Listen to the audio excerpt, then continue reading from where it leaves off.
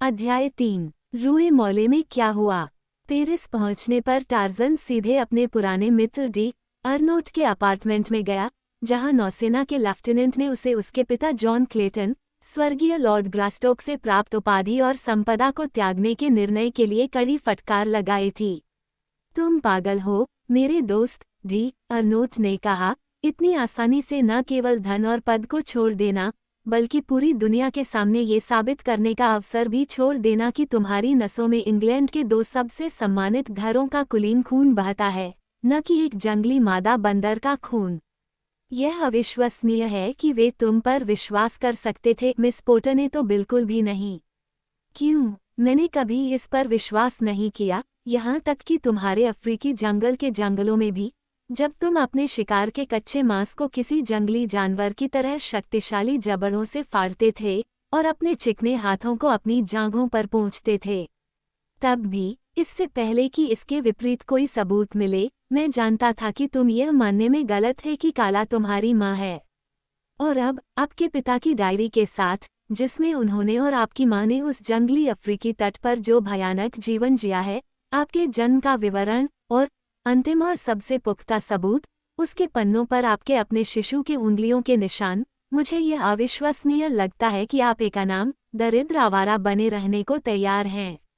मुझे टार्जन से बेहतर किसी नाम की जरूरत नहीं है, बंदर आदमी ने जवाब दिया, और जहां तक पैसे के बिना आवारा बने रहने की बात है, तो मेरा ऐसा करने का कोई इरादा नहीं है। वास्तव में, अगला और उम्मीद है कि आखिरी बोझ जो मुझे आपकी निस्वार्थ दोस्ती पर डालने के लिए मजबूर होना पड़ेगा, वह मेरे लिए रोजगार ढूंढना होगा। पूह पूह, डी अर्नोट ने उपहास किया। तुम्हें पता है कि मेरा यह मतलब नहीं था। क्या मैंने तुम्हें 1 दर्जन बार नहीं कहा है कि मेरे पास 20 आदमियों के लिए पर्याप्त है, और जो कुछ मेरे पास है उसका आधा तुम्हारा है। और अगर मैं ये सब तुम्हें दे दूं, तो क्या ये तुम्हारी दोस्ती के मूल्य का 10वां हिस्सा भी होगा, मेरे टार्जन? क्या यह अफ्रीका में तुमने मेरे लिए जो सेवाएं की हैं, उनका बदला चुकाएगा? मैं नहीं भूलता, मेरे दोस्त, कि तुम्हारे और तुम्हारी अद्भुत बहादुरी के बिना मैं मबोंगा के नरभक्षियों के गांव में सूली पर लटका हुआ मर गया था। नहीं, मैं ये भूलता हूँ कि तुम्हारी आत्मत्यागी भक्ति के कारण ही मैं इस तथ्य से उबर पाया हूँ कि मैं उनके हाथों मिले भयानक घावों से उबर पाया हूँ। मुझे बाद में पता चला कि तुम्हारे लिए वानरों के रंगभूमि में मेरे साथ रहना क्या मायने रखता था, जबकि तुम्हारा दिल तुम्हें समुद्र तट पर जाने के लिए उकसा रहा था।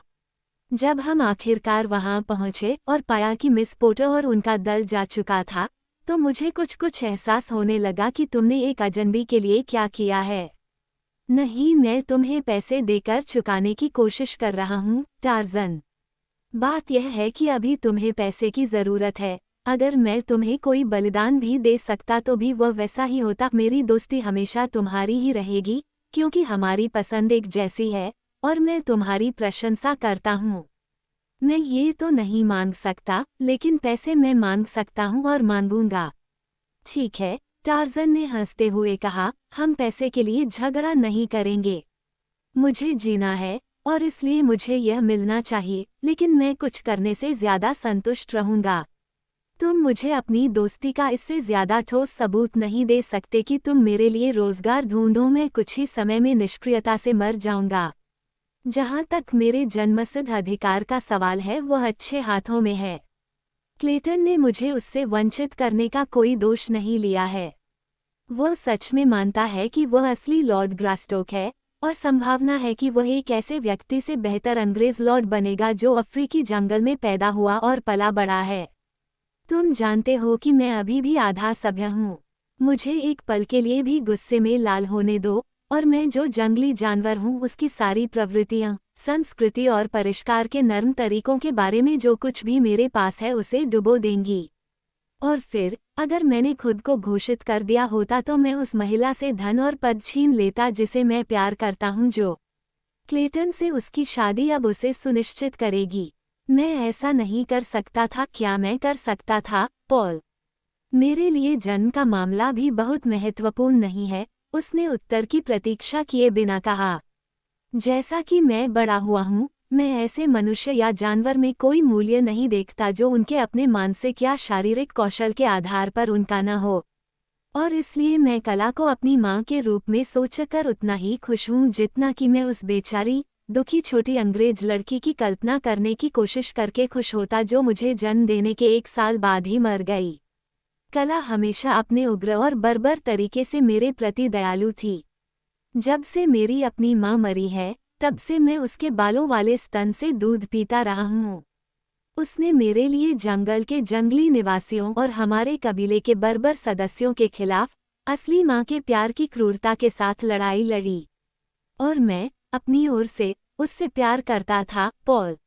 मुझे तब तक इसका एहसास नहीं हुआ जब तक कि मबोंगा के काले योद्धा के क्रूर भाले और जहरीले तीर ने उसे मुझसे छीन नहीं लिया। जब ये हुआ तब मैं अभी भी एक बच्चा था, और मैंने खुद को उसके मृत शरीर पर फेंक दिया और अपनी पीड़ा को रोया जैसे एक बच्चा अपनी माँ के लिए रोता है। तुम्हारे लिए, मेरे दोस्त, वह एक घिनौनी और बदसूरत प्राणी लगती, लेकिन मेरे लिए वह सुंदर थी। प्यार इतनी शानदार तरीके से अपने उद्देश्य को बदल देता है। और इसलिए मैं हमेशा के लिए काला, मादा बंदर का बेटा बने रहने के लिए पूरी तरह से संतुष्ट हूँ। मैं आपकी वफादारी के लिए आपकी कम प्रशंसा नहीं करता, दी अर्नोट ने कहा, लेकिन वो समय आएगा जब आप अपनी वफादारी का दावा करने में प्रसन्न होंगे। याद रखें कि मैं क्या कहता हूँ, और आशा करते हैं कि यह तब भी उतना ही आसान होगा जितना कि अब है। आपको ये ध्यान में रखना चाहिए कि प्रोफेसर पोर्टर और मिस्टर फिलेंडर दुनिया के एकमात्र ऐसे लोग हैं जो शपथ ले सकते हैं कि आपके पिता और माँ के साथ केबिन में पाया गया छोटा कंकाल एक शिशु मानवरूपी बंदर का था, न कि लॉर्ड और लेडी ग्रास्टोक की संतान का। वो सबूत सबसे महत्वपूर्ण है। वे दोनों बूढ़े आदमी हैं। वे शायद ज्यादा साल और न जिएं। और फिर, क्या आपको यह नहीं लगा कि एक बार मिस पोर्टर को सच्चाई पता चल गई तो वह क्लेटन के साथ अपनी सगाई तोड़ देंगी? आप आसानी से अपना खिताब, अपनी संपत्ति और जिस महिला से आप प्यार करते हैं, टार्जन पा सकते हैं। क्या आपने इसके बारे में नहीं सोचा था? टार्जन ने अपना सिर हिलाया। तुम उसे नहीं जानते, उसने कहा। क्लेटन के साथ हुई किसी बदकिस्मती से ज्यादा कुछ भी उसे उसके सौदे से नहीं जोड़ सकता। वह अमेरिका के एक पुराने दक्षिणी परिवार से है, और दक्षिणी लोग अपनी वफादारी पर गर्व करते हैं। टार्जन ने अगले 2 सप्ताह पेरिस के साथ अपने पिछले संक्षिप्त परिचय को फिर से ताज़ा करने में बिताए। दिन में वह पुस्तकालयों और चित्र दीर्घाओं में घूमता रहता था। वह एक सर्वभक्षी पाठक बन गया था, और संस्कृति और शिक्षा के इस केंद्र में उसके लिए जो संभावनाओं की दुनिया खुली थी, वह उसे काफी हद तक भयभीत कर देती थी।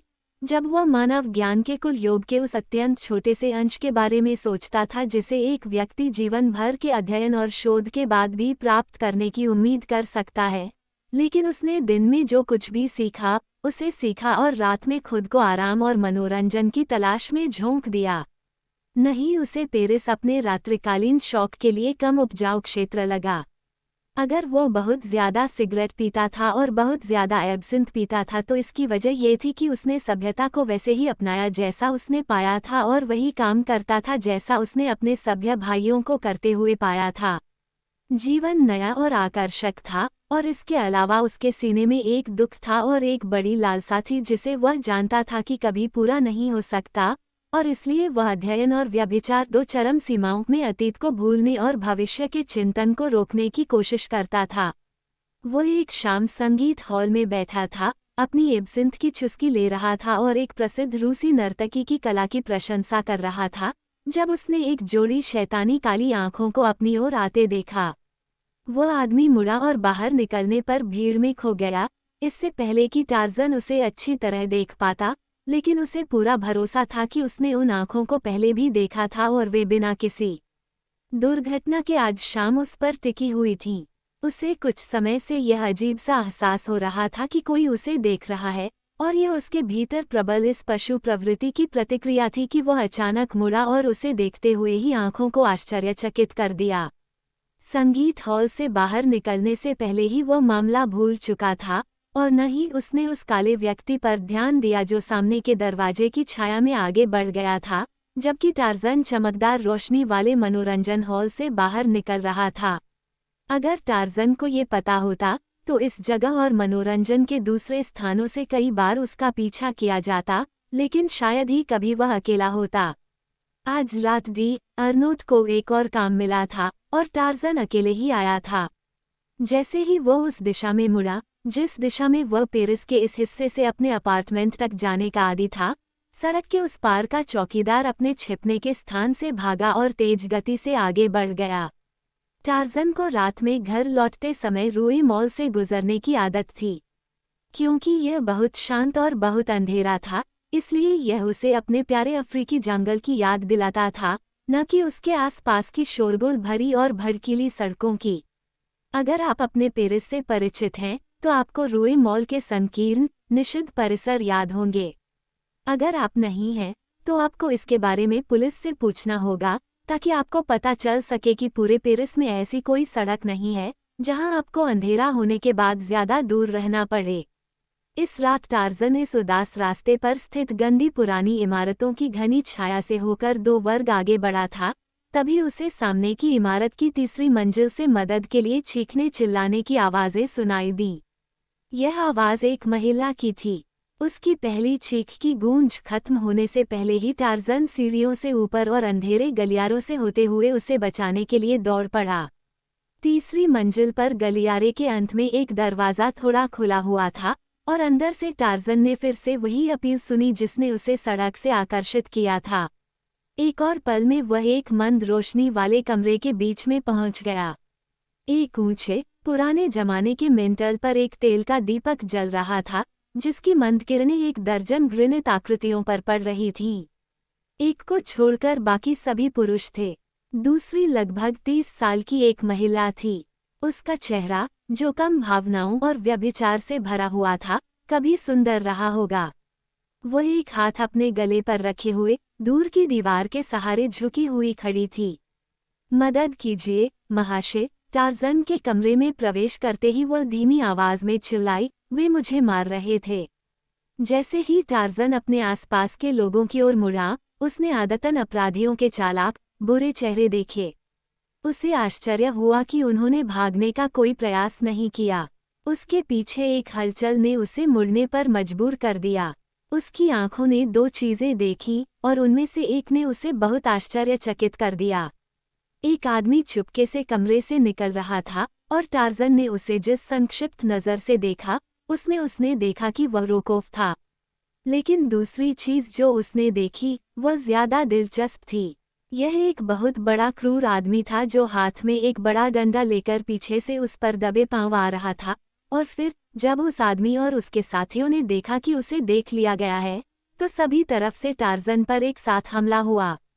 कुछ लोगों ने चाकू निकाल लिए, दूसरों ने कुर्सियां उठा ली, जबकि डंडे वाले ने उसे अपने सिर के ऊपर इतनी जोर से उठाया कि अगर वह कभी टार्ज़न के सिर पर गिरता, तो वह उसका सिर कुचल देता। लेकिन मस्तिष्क, चपलता और मांसपेशियां, जिन्होंने टेरकोज और नुमा की शक्तिशाली ताकत और क्रूर चालाकी का उनके जंगली जंगल की दुर्गमता में सामना किया था, उन्हें इतनी आसानी से वश में नहीं किया जा सकता था, जैसा कि पेरिस के इन अपाचे लोगों ने विश्वास किया था। अपने सबसे दुर्जय प्रतिद्वंद्वी, गदाधारी व्यक्ति को चुनते हुए, टार्ज़न ने उस पर पूरी ताकत से हमला किया, गिरते हुए हथियार को चकमा दिया तथा उस व्यक्ति की ठोड़ी पर जोरदार प्रहार किया, जिससे वह वहीं गिर गया। फिर वह दूसरों पर टूट पड़ा। यह एक खेल था। वह युद्ध के आनंद और खून की प्यास में मग्न था, मानो वह एक भंगुर खोल था, जिसे जरा सा भी कठोर प्रयोग करने पर तोड़ पाना मुश्किल था। उसकी सभ्यता का पतला आवरण उससे दूर हो गया और 10 बलिष्ठ खलनायकों ने खुद को एक छोटे से कमरे में एक जंगली और बर्बर जानवर के साथ बंद पाया, जिसकी इस्पाती मांसपेशियों के सामने उनकी छोटी सी ताकत भी बेकार थी। गलियारे के अंत में रोकोफ खड़ा था, इस मामले के परिणाम का इंतजार कर रहा था। वो ये सुनिश्चित करना चाहता था कि उसके जाने से पहले टार्ज़न मर चुका है, लेकिन यह उसकी योजना का हिस्सा नहीं था कि जब हत्या हुई तो वह कमरे में मौजूद लोगों में से एक हो। टार्ज़न के प्रवेश करने पर वह महिला अभी भी वहीं खड़ी थी, लेकिन कुछ मिनटों के बाद उसके चेहरे पर कई बदलाव आ गए थे। जब टार्ज़न ने उसे पहली बार देखा था, तब उसके चेहरे पर जो परेशानी दिख रही थी, वह पीछे से हमले का सामना करने के लिए उसके चेहरे पर चालाकी के भाव में बदल गई थी, लेकिन टार्ज़न ने ये बदलाव नहीं देखा था। बाद में आश्चर्य और फिर भय की अभिव्यक्ति ने दूसरों को पीछे छोड़ दिया। और कौन आश्चर्यचकित हो सकता है? बेदाग सज्जन के लिए उसकी चीखें जो उसकी मौत की ओर ले जा रही थीं, अचानक बदला लेने के दानव में बदल गईं। नर्म मांसपेशियों और कमजोर प्रतिरोध के बजाय वह एक असली हरक्यूलिस को पागल होते हुए देख रही थी। मॉन डियू, वह चिल्लाई, वह एक जानवर है। क्योंकि वानर मानव के मजबूत सफेद दांतों ने उसके हमलावरों में से एक के गले को छू लिया था, और टार्ज़न ने उसी तरह से युद्ध किया जैसे उसने केरचाक जनजाति के विशाल वानरों से लड़ना सीखा था। वह एक साथ 1 दर्जन जगहों पर था, कमरे में इधर उधर उछल कूद कर रहा था, जिससे महिला को चिड़ियाघर में देखे गए तेंदुए की याद आ रही थी। कभी उसकी लोहे की पकड़ में कलाई की हड्डी टूट जाती, कभी कंधे को उसके जोर से अलग कर दिया जाता, क्योंकि वह शिकार के हाथ को पीछे और ऊपर की ओर खींचता था। दर्द की चीखों के साथ वे लोग जितनी जल्दी हो सका दालान में भाग निकले, लेकिन इससे पहले कि पहला व्यक्ति खून से लथपथ और टूटा हुआ कमरे से लड़खड़ाता हुआ बाहर निकलता, रोकोफ ने इतना कुछ देख लिया था कि उसे यकीन हो गया था कि टार्ज़न इस रात उस घर में मरा हुआ नहीं होगा, और इसलिए रूसी जल्दी से पास के एक अड्डे पर गया और पुलिस को फ़ोन किया कि 27 वर्षीय रूए मौले की तीसरी मंजिल पर एक आदमी हत्या कर रहा है। जब अधिकारी पहुंचे तो उन्होंने 3 लोगों को फर्श पर कराहते हुए पाया। एक डरी हुई महिला एक गंदे बिस्तर पर लेटी हुई थी, उसका चेहरा उसकी बाहों में छिपा था, और एक अच्छी तरह से तैयार युवा सज्जन कमरे के केंद्र में खड़ा था जो सुदृढ़ीकरण की प्रतीक्षा कर रहा था, जिसके बारे में उसने सोचा था कि सीढ़ियों से जल्दी जल्दी ऊपर आ रहे अधिकारियों के कदमों ने इसकी घोषणा की है, लेकिन वे आखिरी में गलत थे। ये खून की गंध के साथ ही सभ्यता का अंतिम निशान भी टार्ज़न से विदा हो गया था, और अब वह शिकारियों से घिरे एक शेर की तरह अगले प्रत्यक्ष कृत्य की प्रतीक्षा में तथा उसके रचयिता पर आक्रमण करने के लिए दुबका हुआ खड़ा था। यहाँ क्या हुआ है? एक पुलिसकर्मी ने पूछा। टार्ज़न ने संक्षेप में समझाया, लेकिन जब वह अपनी बात की पुष्टि के लिए महिला के पास गया तो उसका जवाब सुनकर वह दंग रह गया। वह झूठ बोल रहा है, वह पुलिस वाले को संबोधित करते हुए तीखी आवाज में चिल्लाई। जब मैं अकेली थी तब वह मेरे कमरे में आया था, और वह भी किसी अच्छे उद्देश्य से नहीं। जब मैंने उसे खदेड़ा तो उसने मुझे मार डाला होता, अगर मेरी चीखें उन सज्जनों को आकर्षित न करती जो उस समय घर से गुजर रहे थे। वह शैतान है महाशय, अकेले उसने अपने नंगे हाथों और अपने दांतों से लगभग 10 आदमियों को मार डाला है। टार्ज़न को उसकी कृतघ्नता पर इतना गहरा सदमा लगा कि एक पल के लिए वह अवाक रह गया। पुलिस को थोड़ा संदेह हुआ, क्योंकि उनका इस महिला और उसके सज्जन मित्रों के समूह के साथ पहले भी संबंध रहा था। हालांकि वे पुलिस वाले थे, जज नहीं, इसलिए उन्होंने कमरे के सभी लोगों को गिरफ्तार करने का फैसला किया और किसी दूसरे व्यक्ति को, जिसका काम निर्दोष को दोषी से अलग करना था, छोड़ दिया। लेकिन उन्होंने पाया कि इस अच्छे कपड़े पहने युवक को ये बताना एक बात थी कि वह गिरफ्तार है, लेकिन उसे यह बात लागू कराना एकदम दूसरी बात थी। मैंने कोई अपराध नहीं किया है, उसने धीरे से कहा। मैंने तो बस अपना बचाव करने की कोशिश की है।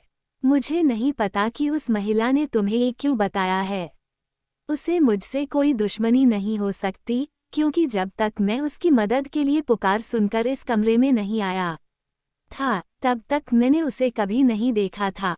आओ आओ, एक अधिकारी ने कहा। ये सब सुनने के लिए न्यायाधीश हैं, और उसने टार्ज़न के कंधे पर अपना हाथ रखने के लिए आगे बढ़ा।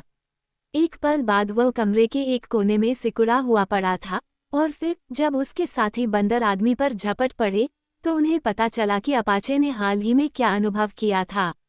उसने इतनी जल्दी और इतनी बेरहमी से उनके साथ व्यवहार किया कि उन्हें अपनी रिवॉल्वर निकालने का भी मौका नहीं मिला।